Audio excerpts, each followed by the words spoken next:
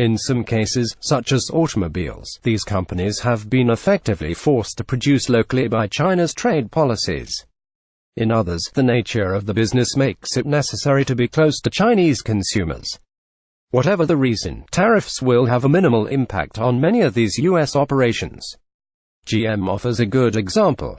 It has imported a mere 150 Camaros from the U.S. into China this year. The rest of the cars it and its partners have sold, more than 986,000 in the first quarter alone, were manufactured on the ground. If China really wanted to pressure a company like GM, it would have to resort to methods other than import barriers.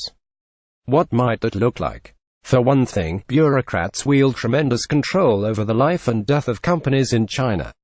Holding up the dizzying array of permits and licenses required of businesses would be one way to slow the expansion of American competitors in the Chinese market.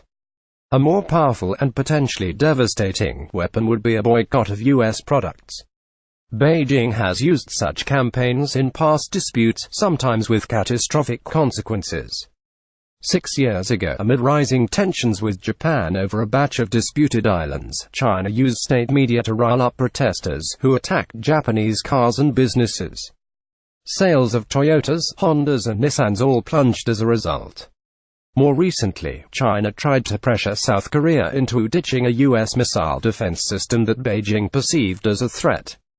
It blocked K-pop stars from the mainland. Chinese firms boycotted Korean products, and Korean businesses withered under the strain. In 2015, Hyundai Motor Co. was the third most popular passenger vehicle brand in China, with 5% of the market. Last year, its share had slipped to 3.1%, ranking Hyundai 11th, according to LMC Automotive.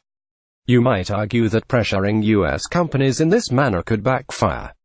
After all, those companies employ a ton of people. GM, including its joint ventures, has 58,000 workers in China.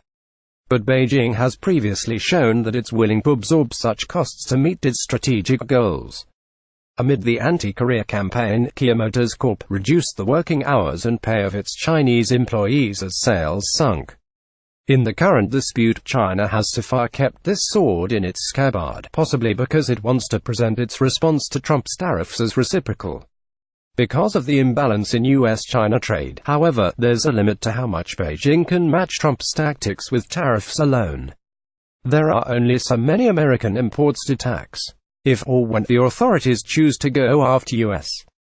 companies in China. They can whip up protests and boycotts at the drop of a Nike cap. The fallout could be significant, and should seriously concern American executives.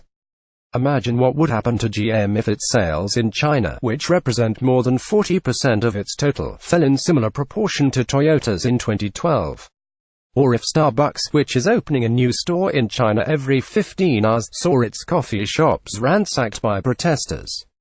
Hopefully, things won't degenerate to that point.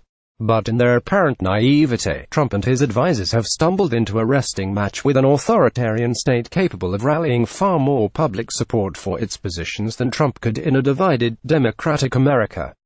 That's what investors should really worry about. Bloomberg.